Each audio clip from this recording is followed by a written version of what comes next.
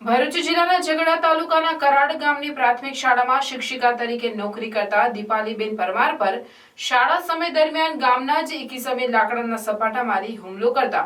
ગંભીર રીતે ઈજાગ્રસ્ત થયેલ દીપાલીબેનને સારવાર માટે અંકલેશ્વર લઈ જવાયા હતા। આ ઘટના સામે શિક્ષક અંકલેશ્વરના રહીશ અને કરાડ ગામની પ્રાથમિક શાળામાં શિક્ષિકા તરીકે ફરજ બજાવતા દીપાલીબેન પરમાર પર થયેલ હુમલાથી તાલુકાના પ્રાથમિક શિક્ષકો રોષે ભરાયા હતા અને આ ઘટનાના વિરોધમાં ઝઘડા તાલુકા પ્રાથમિક શિક્ષક સંઘ દ્વારા ઝઘડા મામલતદારને આવેદનપત્ર આપીને આ ઘટનાના આરોપીને સખત સજા કરવામાં આવે તેવી માંગ સાથે આ ઘટનાને વખોડી કાઢી હતી। પ્રાથમિક શિક્ષકોએ આપેલ આવેદનમાં જણાવ્યું હતું કે શાળામાં શૈક્ષણિક કામગીરી કરતા શિક્ષકો પર આવા હુમલા થાય તે ચલાવી લેવાય નહીં। વધુમાં શિક્ષકોએ તાલુકાના અંતરિયાળ ગામો સહિતના અન્ય સ્થળોએ ફરજ બજાવતા શિક્ષકોને સલામતી બાબતે યોગ્ય પગલાં લેવા માંગ કરી હતી।